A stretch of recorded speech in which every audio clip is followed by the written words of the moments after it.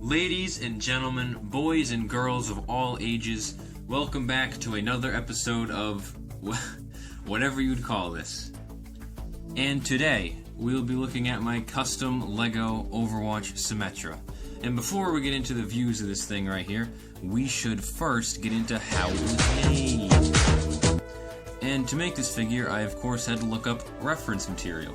I had to look up basically the actual character in the game, which Blizzard already provides. I'll throw the pictures up of what I used.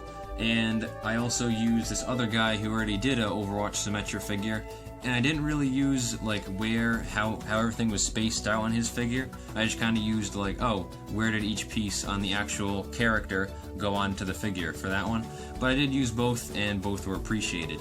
And while I had to look up reference material, if you know the Overwatch community, you would know that it's a bit of a minefield out there.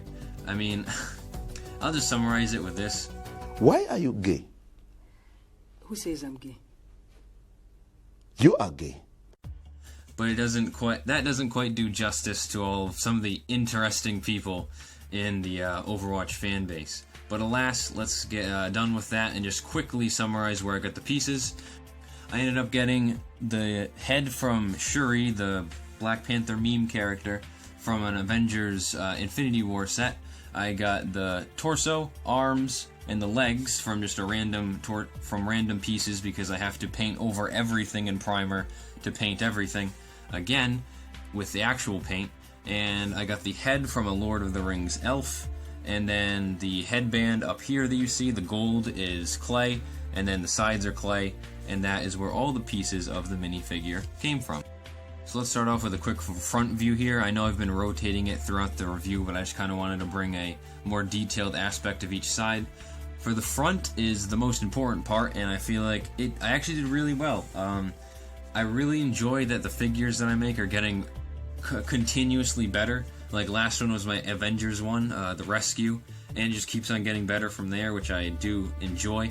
I'm not like tooting my own horn or anything, I just like how the quality is improving, and I hope you can see that. So, in the front here, you just have the dress. The only thing I would kind of revise is these two gold things right here. They're kind of misaligned. But then again, if I tried to fix those, I might just mess it up way more than it would be worth fixing. So that's why I left those alone. We're going to the side. We're going with the arm. I really like how smooth that transitions from the skin color I tried to achieve up to the actual like part of the dress. I think that actually transitions really well, and I'm really happy about what happened with that. On the other side right here, you can see the arm, which is what I first painted, so it's not the greatest, but it still is, I feel like it does a justice job, if a justice job is a thing. And I think I think it's pretty alright. And the other side of the dress right here, which I'm not going to move the arm because it's probably going to scratch the paint. And let's just go to the back of the head real quick. You can't see much of the dress from behind, but that, I don't know, let's try to take this head off. That didn't work. Again, you can't see much from behind, just a little bit of detailing on the legs, which isn't as great as the other stuff, but bear with me on that. And that's basically it. I'm just going to showcase the boots right there. I basically just, try to do it as symmetrical as I possibly could on either side, and I think that came out pretty dang nice, and I think the figure came out pretty dang nice. Like, I'm not a master LEGO customizer, nor will I ever will be, but this is the first time since the Avengers one that I actually used a combination of molding and painting, and I think it actually turned out really well. And I'm actually really happy with this figure, so I hope you guys are as well. So really in conclusion here, I hope you guys enjoyed this because I had a lot of fun making it. It's just really rewarding when you're actually making the figure and you're putting a lot of time into it. You might not be able to see, but this did take a lot of time to make, and I'm also really happy with how it turned out. But when you're making it, there's an equal part, yay, this is working out really well, as opposed to another equal part, which is if I do one wrong paintbrush stroke, everything is messed up and I have to restart. So it's kind of like a fine line between those two, and I really think it paid off. And now you might be saying, why'd you do Symmetra for your next one? Why didn't you do someone good? Well, I actually like Symmetra in the game. I like her as a character. I like how she plays. I like the aesthetic, so I figured I would try my hand at it and see what happens. I mean, it makes sense. She's autistic. I don't know. It just made sense in my head to do this character, and I hope you guys did enjoy it.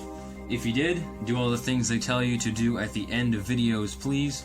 I have an Instagram that I might post eventually, and I have a Twitter where I might tweet something other than my already insightful tweets.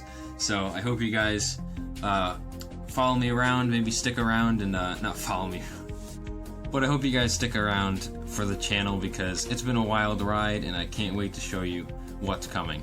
So without further ado, keep building, stay creative, and I'll see you all in the next one.